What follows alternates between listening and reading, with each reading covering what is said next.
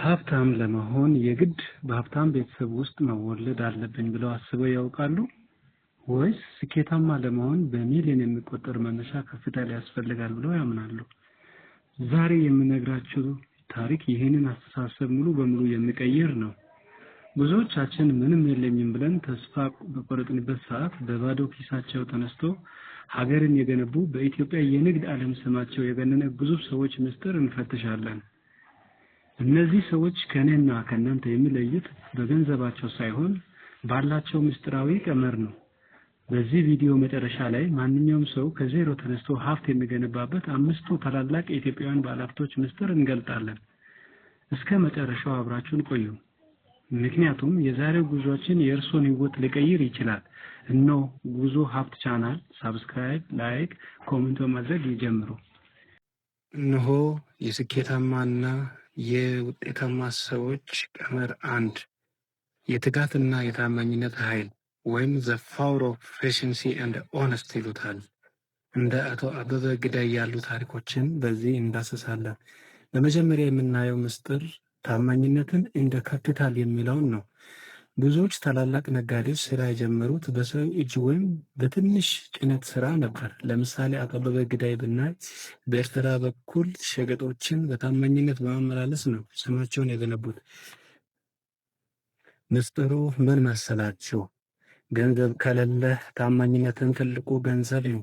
ሰዎች ካመኑ ብድር ይሰጡሃል፣ ስራም ይመርቁሃል፣ አብረውም ይሰራሉ።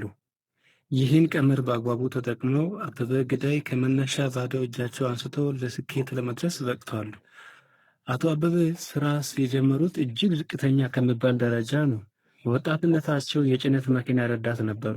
ያኔ የነበራቸው ሀብትና ጉልበታቸው የማይበገረው የስራ ፍላጎታቸው ብቻ ነበር። በበረሃ ለበረሃ እየተጓዙ በረዳትነት በጉልበት ስራ ለዓመታት ለፍተዋል። አቶ አበበ ወደ ንግድ የገቡት በሰው እጅ ነበር። በወቅቱ የነበሩ ትላላቅ ነጋዴዎች እቃቸውን አምነው የሚሰጧቸው ብቸኛ ሰው እሳቸው ነበሩ። ለምን? ምክንያቱም አቶ አበበ አንድም ሳንቲም ሳይጎድል አንድም ዕቃ ሳያጠፉ በታማኝነት ያደርሱ ስለነበረ ነው። ካፒታል ከሌለ ታማኝነትን ካፒታል አድርገህ ተጠቀምበት የሚለው ትምህርት ከእሳቸው ሕይወት የተገኘ ነው። ስለዚህ እርሶም የታማኝነትን ኃይል በመረዳት ታማኝነትን ወደ ካፒታል በመቀየር በአግባቡ በመጠቀም በዚህ ስኪል ወይም ክህሎት ስኬታማ የመሆን እድሎ በእጆ ነው። ስለዚህ ከዛሬ ጀምረው በአቅራቢያ ከሚገኙ ሰዎች ጋር፣ በስራ ባልደረቦች ጋር እንዲሁም በአካባቢዎቹ ካሉ ሰዎች ጋር በታማኝነት በመልካም አርአያነት በመቀጠል የስኬትን መንገድ ለመጎናጸፍ ይችላሉ። የስኬታማ ሰዎች ቀመር 2 በትንሽ ነገር መጀመር the power of starting small። ሁለተኛ ምስጢር የንቀት ማጣት ነው። ስኬታማ ኢትዮጵያውያን የትኛውንም ስራ አይንቁም። ጫማ በመጥረግ ሎተሪ በማዞር ወይም በጉልበት ስራ የጀመሩ ዛሬ ግን የፎቅ ባለቤት የሆኑ ብዙዎች ናቸው። ትልቁ ስህተት ትልቅ ካፒታል እስኪመጣ መጠበቅ ነው። እነሱ ግን ባላቸው ገንዘብ ተነስተው ስራ ይጀምራሉ። ለዚህም ስኬት ሁነኛ ተምሳሌት የሚሆኑ ሰዎችን ለአብነት ብንጠቅሳቸው አቶ ሳሙኤል ታፈሰ የሳንሻይን ኢንቨስትመንት ግሩፕ መስራች የሆኑት አቶ ሳሙኤል ለብዙዎች በትንሽ መጀመር ለሚለው ሀሳብ ትክክለኛ ምሳሌ ናቸው። ስራ የጀመሩት በግንባታ ቦታዎች ላይ በቀን ሰራተኝነትና ረዳት ሆኖ በመስራት ነበር። ዛሬ በኢትዮጵያ ግዙፍ የሚባሉ ሆቴሎች እንደ ማሪዮት እና መንገዶችን የሚገነቡ ድርጅቶች ባለቤት ሆነዋል።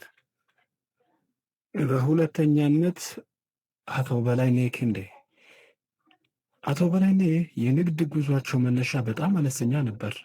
በጎጃም መስመር በትንሽ ካፒታል ጥራጥሬና በቆሎ በመሸጥ ነበር ስራ የጀመሩት። በሂደት መኪናዎችን በማከራየት እና ወደ ኤክስፖርት በመግባት አሁን የኢትዮጵያ ቁንጮ ባለ ሀብት ለመሆን በቅተዋል። በተጨማሪ ወይዘሮ ሙሉ እጅጉ የሙሉ ዳቦ መስራች የሆኑት እኚህ ሴት በኢትዮጵያ የምግብ ኢንዱስትሪ ውስጥ በትናንሽ ጅማሮ ውጤታማ የሆኑት ሰዎች ምሳሌ ናቸው። ስራ የጀመሩት በቤታቸው ውስጥ ዳቦ በመጋገር ለሰፈር ሰዎች በመሸጥ ነበር። ዛሬ ሙሉ ዳቦ በታዋቂነቱ፣ በቅርንጫፍ ብዛቱ በኢንዱስትሪው ውስጥ ትልቅ ስም አለው። እርሶም ትንሽ ሳይሉ ስራ ሳይንቁ ሀሳቦትን ወጥነው ስራ ቢጀምሩ ስኬታማ የመሆኑ መንገድ ይህን ነው። ከትንሽ መጀመር፣ ስታርት ስሞለር፣ ስታርት ቱዴይ፣ ዛሬ መጀመር። የስኬት ጉዞን የሚያበስር ችግርን ወደ ቢዝነስ የመቀየር ክህሎት ነው። ይሄም ፕሮብለም ሶልቪንግ ስኪል ይሉታል ነጮች። በዚህም ረገድ በኢትዮጵያ በጣም ጉልህ ሚና የተጫወቱ እንስት እህቶቻችን አሉ። ለምሳሌነት ብንወስዳቸው እነ ቤተልሔም ጥላሁን ወይም ሶልቬል የተጣሉ ጎሞችን ወደ ጫማ በመቀየር ከሀገራችን አልፎ ለውጭ ሀገር ኤክስፖርት ወደ ማድረግ ደረጃ ያደረሱት የጫማ አምራች ለመሆን የበቁት ከተጣሉ ከመኪና ጎማ ጫማን ማምረት ያሳዩ ምርጥ ኢትዮጵያውያን ናቸው። ሌላው ፍሬወይን ማብራቱ የንጽህና ዕቃዎችን በማምረት ለብዙ እንስቶች ተደራሽ እንዲሆንና ታጥቦ ዳግም ለመልበስ የሚጠቅም ንጽህና መጠበቂያ በመስራት በኢትዮጵያም አልፎ በአፍሪካም ተሸላሚ ለመሆን በቅተዋል። ሶስተኛ ላይ የምናየው ዳዊት አብርሃም ቁንጮ ጌምስ በኢትዮጵያ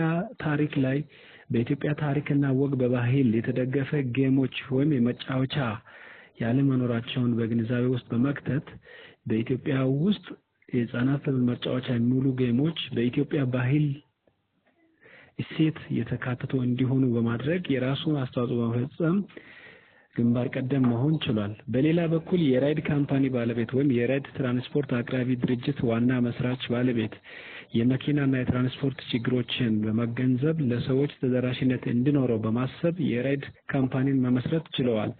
ስለዚህ እርሶም ችግርን ወደ መፍትሄ በመቀየር የቢዝነስ አቅጣጫን በመመልከት ስኬታማ የመሆን እድሉን የማብቃት ኃይል ከዛሬ ጀምሮ ይላበሱ።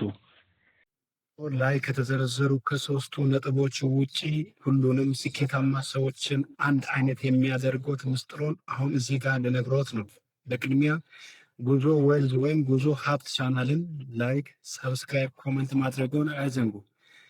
አንደኛ ስኬታማ የሆኑ ሰዎችን ተመሳሳይ የሚያደርጋቸው ባህሪ ቆጣቢነት ወይም ፍሩጋሊቲ፣ ገቢ ሲጨምር ወጪን አለመጨመር፣ የመጀመሪያ ቢዝነሳቸውን ማሳደግ እንጂ የቅንጦት ዕቃ አለመግዛት ወይም ከገቢያቸው ወጪያቸውን የማሳነስ ልማድን ባህል ያደርጉታል። ሁለተኛ ቀጣይነት ወይም ኮንሲስተንሲ፣ ሁልጊዜ ትኩረት አድርገው አዳዲስ ነገሮችን ወጥነው በመያዝ ተግተው ወደፊት ይሰራሉ። በአንድ ሌሊት ስኬት የለም።